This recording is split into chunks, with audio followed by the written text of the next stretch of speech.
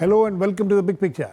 The tensions between India and Pakistan, which has led to cross-border raids and attacks by India, and also the continued infiltration and attacks on army base in Kashmir, has caused a lot of concern. While the tensions continue, the question is how is it affecting the economy, both in short term and long term? The finance minister has asserted that the impact is marginal. However, the stock markets have been reacting negatively. Meanwhile, business analysts feel that the international outlook towards the tensions is cautious and a wait-and-watch approach is being adopted.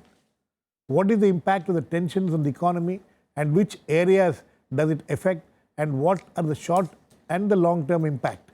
We will discuss this today with C.M.Vasudev, former Finance Secretary, Govt of India, Rajiv Kumar, Senior Fellow, Center for Policy Research, Ajay, former Secretary, Ministry of Commerce and Industry, Govt of India, and A.K.Bhattacharya, Editorial Director, Business Standard. Welcome to all of you. Mr. Rajiv Kumar, what is the, how do you look at these tensions and what kind of impact it is having on the economy?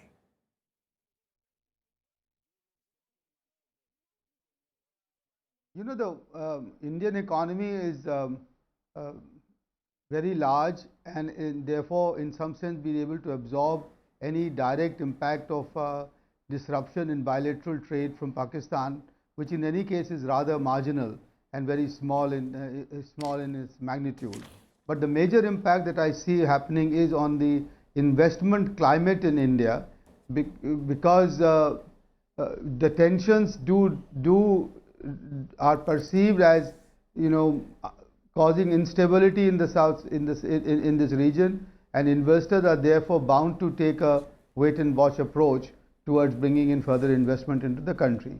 But my own view is that I agree with the finance minister's assertion that the impact on the Indian economy will not be more than marginal. Mr. Dua? I would share when he says it is going to be marginal, which means that he says extremely marginal actually. There will be some areas which will be affected. Rajiv talks about impact on the investments. I think we need to keep in mind the diversity between the Indian economy and the Pakistani economy. Pakistani economy is, apart from being smaller, not so diverse as we are, they are hugely agrarian compared to us. The Pakistan and agrarian, depending upon a lot of water which flows down the Indus and that other two rivers to which they have a full right. I think impact on them probably could be more adverse than upon us if tensions were continue to build and God forbid if there were to be a war between the two countries. That has been the experience in the past as well as now. The government expenditure in Pakistan as well as India would certainly get impacted if there is a war. And we are right now passing through a stage with private investments being lagging behind, considerable dependence for keeping our rate of growth, our investment ratio, we are dependent upon government public investment. I think that is one area which we need to keep in mind. Okay, Mr. Vasudev. Mr. Vasudev, it said that we have seen similar tensions in the past between India and Pakistan, and you have been in government in those times when such tensions have happened in the past. But some people say that what is happening now and what had happened then, there is a difference. Do you see any difference as far as impacting the economy is concerned? No, just a couple of things. I think I would tend to agree with what Rajiv has mentioned. I think at this point of time, there is not going to be any substantive effect on the economy. It is the sentiment which is probably going to get affected or may have already got affected to some extent, especially for foreign investors with the heightened political risk for it. They would rather wait for things to settle down before putting in more money in India, and probably the same would go for new investors within the domestic economy as well, because nobody wants to invest in a situation where the political risk is heightened, because political risk very easily translates into commercial risk. The other aspect, I feel the benefit which could have come from a government which is perceived to be strong and decisive, I think that is also a positive sentiment which goes into the economy. And that sentiment was there, but unfortunately the political type of blame game and political discussions which are taking place currently, I think the image of the government in that sense, what it should be in a situation like this, which could provide a big spur to the economic activities, because everybody wants a strong and decisive government. And if that impression was being created, and I still hope that that impression stays, but unfortunately the political wrangles that have started on that may have dented that image to some extent.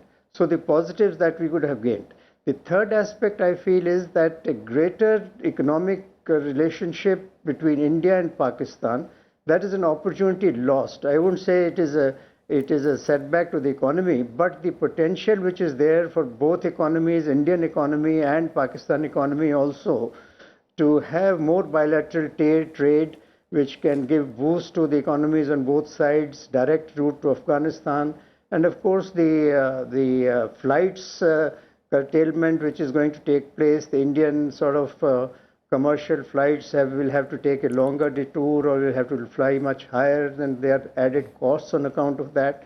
Those are some of the negative things which will happen to the Indian economy. But the potential that is getting lost, and there is a setback for many years in that sense. We had started seeing some improvement in the bilateral economic relations and better trade between India and Pakistan. That setback is an opportunity lost. But all in all, given the present level of border skirmishes that are taking place, I think the impact is very marginal, I would say. But sentiment, of course, has got affected for new investors. Okay. Mr. Bhattacharya? Well, as far as the international situation is concerned. I have a slightly different perspective on this entire issue. Yes, I entirely agree with my co-panelists that investment climate has been affected, and it will be affected if the skirmishes go on and escalate into even a low-intensity warfare. But I think the larger impact will be felt on the government finances. Here is a government which is very keen on increasing public investments. Right. And suddenly you will realize that this government will come under tremendous pressure from the defense ministry to increase its budget. Right. Now it is already 1.6% of GDP, is around 2.8 lakh crore is spent on defense for this year. And I'm reasonably certain that the demand from the defense ministry will increase substantially for next year, not only for the skirmishes in Pakistan. And there will be a lot of public support to it. Public support to that also. So therefore, for a government that is trying to, rein in its fisc, it will be, and at the same time trying to increase public investments, which it has done this year. 50,000 crore extra money has been spent in the first 5 months of this year compared to the last year. So government will be a bit of in a tight situation. That is, in my view, the first big impact which the government will have to face on the finances side. And the second, which is a slightly tertiary impact, I think, India's, we don't normally talk about India's Bollywood. And I think if you have the skirmishes going on, Bollywood will lose an indirect market in Pakistan, because we may not actually gain a direct benefit from it, but through Dubai and other centers, the Bollywood industry is getting a lot of, it is a market, and India's soft power also gets extended to that extent. So I personally feel that on the whole, yes, immediately the impact is minimal, but on the government finances, the impact will not be insubstantial. Yeah, Mr. I just add to that bit. I think continued skirmishes, continued tension, and what's been called a low-intensity warfare can also impact the inflationary environment of the country. We've seen that in the past. Whenever there has been any and GST coming in will only add to it. It only add to it. So I think while direct impact may not be immediate, higher government expenditure on defense related matters, add to the fiscal deficit, could lead to a higher inflation in the country. But that is if it lasts for very much longer than what we have seen. Alongside that, I would think that the trade which takes place, a lot of there are three types of trade which we have with Pakistan. One is direct, $2.5 billion our exports, 0.5 billion imports from them. Then there is trade through Dubai, which is as much, $2.5 billion entry port trade, call it. I think that would get impacted as well. Adds to, becomes about 5. Then there is barter trade taking place at the border. At the border. And it is probably not accounted for. The barter certainly does not, but there are benign environment of people crossing over, exchanging, buying goods and others. Those could impact the economies of the border states. And I don't think we should undermine that, particularly this movement of people, which is, kind of allowed to take place even by the border policies on both sides, etc. That will get impacted. And I'm only hoping that this kind of a thing does not last for too long, for all these things to acquire some significant magnitude. Okay, Mr. Rajiv Kumar. Rajiv, as far as the government finances is concerned, I don't know whether you heard what Mr. Bhattacharya said about how it's going to impact the government finances. Yes. We will see that in the budget when it comes, the pressure on the government to increase the defense expenditure, and also the fact that FDIs, right now the people are saying that it has not got affected, but how do you think it will get affected as far as the FDIs is concerned? Well, FDI will, of course, if this tension persists, then of course the investor sentiment will be down and FDI will get affected, because people will not take a bet on the Indian economy or the South Asian economy in view of heightened tensions between the two countries. But on the fisc, the issue is that if, and that's a big if the increased expenditure by the defense ministry is spent on procuring supplies produced within the country, then that of course is an added fillip to the economy, because that just is an extra demand for domestically produced products. Maybe they are armaments or whatever, but the problem there is that 70% or so of our defense equipment is imported, which is creating jobs and demand outside the country. So that's not such a good idea. But Girish, my real concern also is with our regional cooperation and regional trade. As you've seen that this tension has led to the postponement or the cancellation of the SAARC summit. Right. And heightened tensions between India and Pakistan means that all the regional issues, whether that's of a regional grid or tackling environment or water issues or trafficking, all of that get affected. And I think that's a major cause of concern. And then our trade also with Central Asia.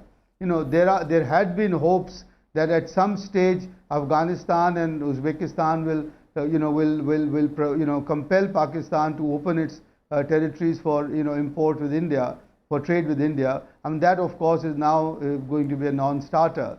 So and I know for a fact that there is an ongoing World Bank project for electricity trade and exports of Indian electricity to Pakistan. That will also go down. And so I think overall, while the impact on the large Indian economy is going to be not substantial, there are, as one of the panelists said, opportunities being lost here, which hopefully will not go on for very long. Okay, Mr. Vasudev. Mr. Vasudev, as far as Pakistan is concerned, we are not talking of just economy of India, as Ajay Dua was pointing out. Pakistan also needs to think about the kind of impact it will have on its economy. He was talking about it being majorly a agricultural economy. Another important factor is the CPEC, that China-Pakistan Economic Corridor. The role China can play in bringing down tensions, because they have a huge stake in this matter. How is that going to be played out? Well, first let me just make one point, supplement on the fiscal impact. I think the pressure from the Defense Ministry for higher allocations is going to be more on the capital expenditure side. And that capital expenditure, past experience tells us, is a very long drawn out process. It's not as if they ask for something today and the money is spent tomorrow. It takes years. So that is not going to be such an immediate impact. On the revenue expenditure side, I do not see, after all the pay commission things have been settled and the OROP has been settled, how much extra revenue expenditure the Defense Ministry will be asking for. Maybe a little bit more, but that won't add up to much. But the other point I think which was just now made, that if there is some increased expenditure which improves the capacity utilization in our ordnance factories and domestic, I think that is going to be a help to the economy. It is also going to be, I think, a good opportunity for more foreign investment on the defense side. I think this may be a good opportunity for government to move a little faster in that area, and the political type of cobwebs around defense FDI may be a little less at this point of time. So that may be a positive in that sense. Now, the other point that you asked about the impact on the Pakistan economy, I feel over the years Pakistan has tried to integrate its economy more and more with the Central Asian countries, and therefore it is whatever economic benefits through regional integration it is getting is in that area. That may not get affected so directly, but the potential in terms of more Pakistan trade with SAARC countries and all will be a setback for them. Secondly, their fiscal position is not that strong, is not that robust. So there will be more crowding out, I think, effect for public investment in Pakistan as compared to in India. So they will probably be affected on that account as well. The other point about that corridor with China that you're saying, that of course is there independent of what is happening now. Only thing is the Balochistan issues and the Afghanistan issues are coming in the way, but one can expect that if Pakistan gets into some difficulties, China will certainly try to flex its muscles in different areas to create some difficulties for India. And that, I think, will be a major challenge for our diplomatic community, try to see how that is countered and it does not affect us too adversely. But one can certainly see something of that type happening. Okay. Mr. Bhattacharya? Yeah. One, if you'd like to respond to what he says. Second thing is about this, creating the internal demand. How does this kind of a situation affect the internal demand? I mean, on theory and of course, it will create, any war does trigger and create domestic demand. But I do not know whether it is a desirable instrument for creating demand. But having said that, somebody made this comment on its impact on SAARC. Yes. And I think that we are underestimating what these skirmishes would actually mean for the future for SAARC. As just about a year ago, we were talking about a SAARC currency. Right. We are talking about, the MFN has collapsed with Pakistan, and I don't think it is moving to any firmer territory on any other countries. So probably, I would say that if these skirmishes continue and the relationship remains cold with Pakistan, I would imagine India per se, is the largest country in the SAARC region, will have to look for and will be willingly forced to look for other trade arrangements, and probably that's a positive because it should go in for RCEP a little more aggressively. It should try to come closer to the ASEAN and gain the benefits for the economy. So if SAARC doesn't happen, I don't think we should shed tears over it. And on the contrary, we should actually exploit this as an opportunity to move into a larger kind of a trading arrangement to exploit India's economic potential. Yes, Mr. I think more than the China-Pakistan corridor, which I think may not get impacted adversely because the Chinese are going to be... My point was that, because of this China-Pakistan economic corridor, CPEC, maybe the tensions may have to be, the pressure on Pakistan to reduce the tensions may be there because, that passes through POK. Well, some work has already started in the POK, Gilgit, Baltistan. that portion, some 60 odd kilometers. I think the work the Chinese are doing with considerable speed. That apart, it is in Chinese interest much more than Pakistan to have that corridor in position and get an access to the Arabian Sea port of near Gwadar, or the Gwadar port. I think of immediate concern to us is the Tapi pipeline. After considerable many years, we've seen progress on it. Bilateral, trilateral signing has taken place. I think that will get impacted the moment, and because Pakistan has been lukewarm about it all this while, they have now fallen in line because we have conceded a few things. They've been able to get some concessions from Afghanistan as well. That would be a cause for concern.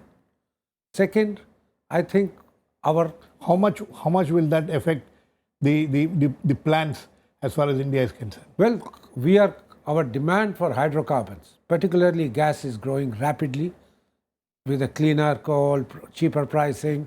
We are seeing considerable amount of substitution of coal by gas and in course of time by petroleum products as well. And Tapi was supposed to help us get the gas from the Middle East, from the Central Asian countries. I think that will be a cause for concern. We will continue then to have the, coming by LNG tankers round the trip, etc. Though there is, as of now, some gas still available in Qatar, etc., which we can get. But this was a source which will dry up.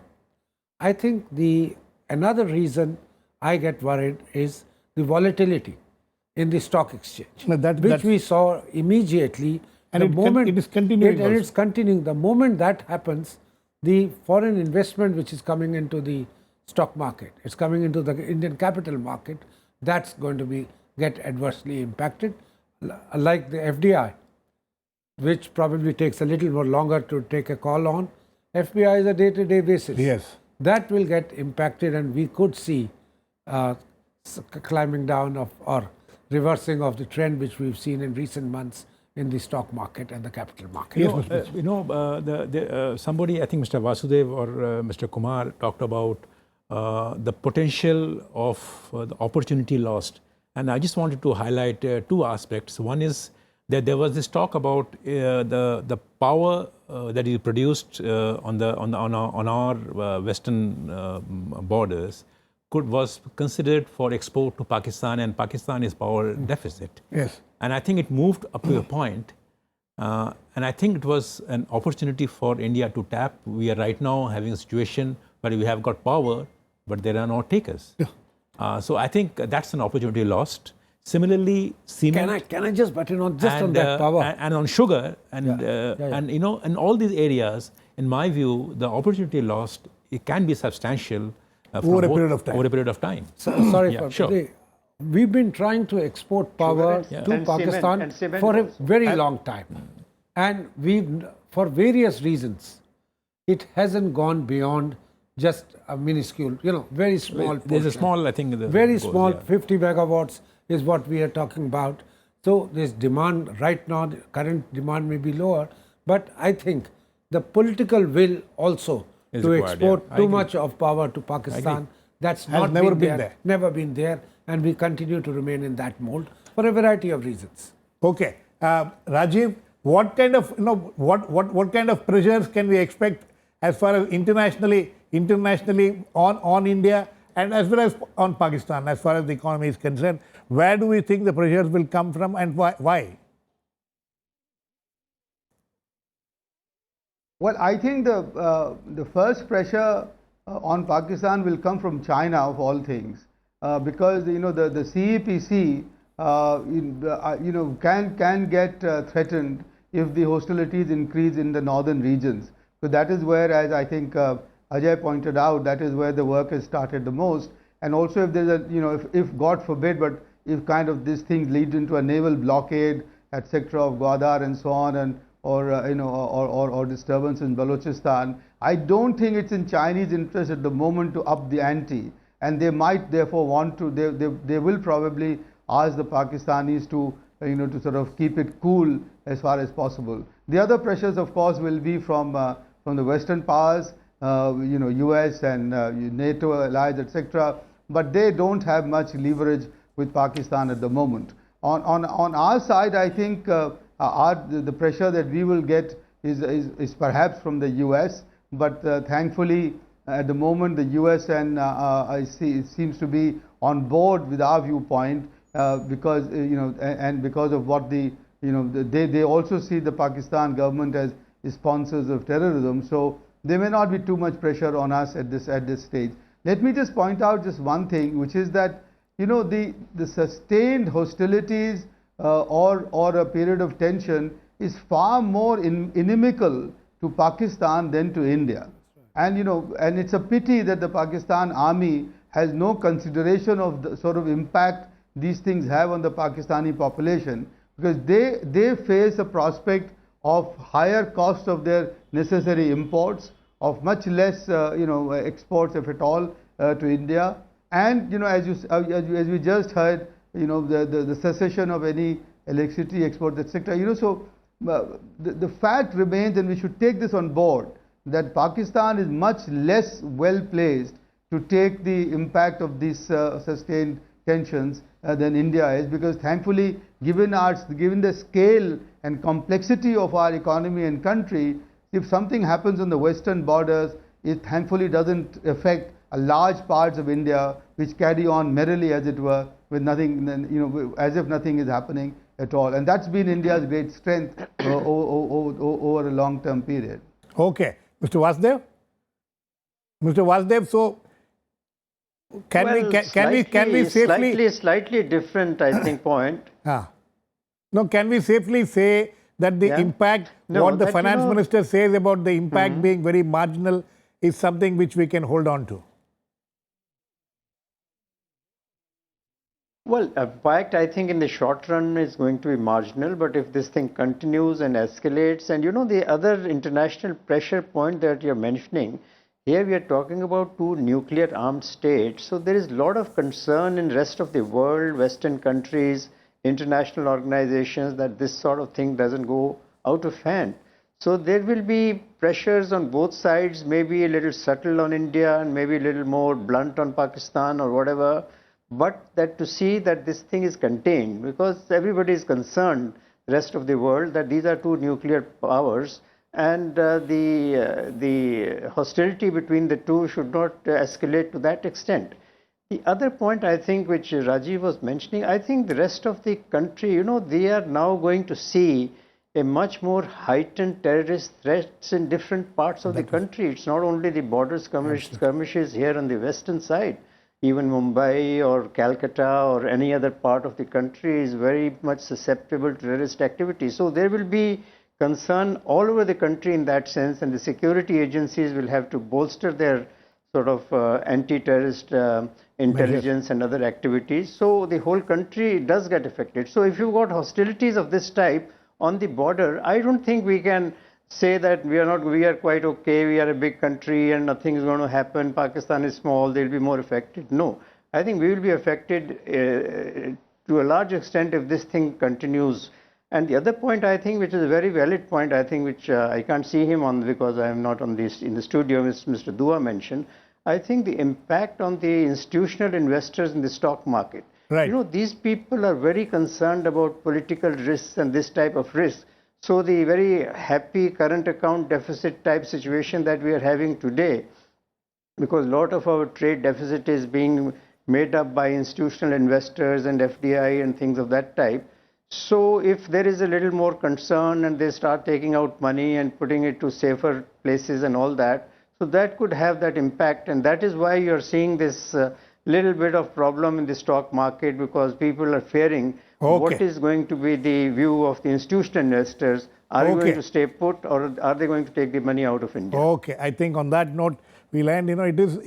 No tensions between two countries is a happy situation. They're certainly not happy for the economy. As Mr. Vasudev finally pointed out, it can have an impact all over the country. Hopefully, these tensions will reduce in the coming days. Thanks to all my guests. Please keep watching. We'll come back with Adarsh in the Big Picture same time tomorrow.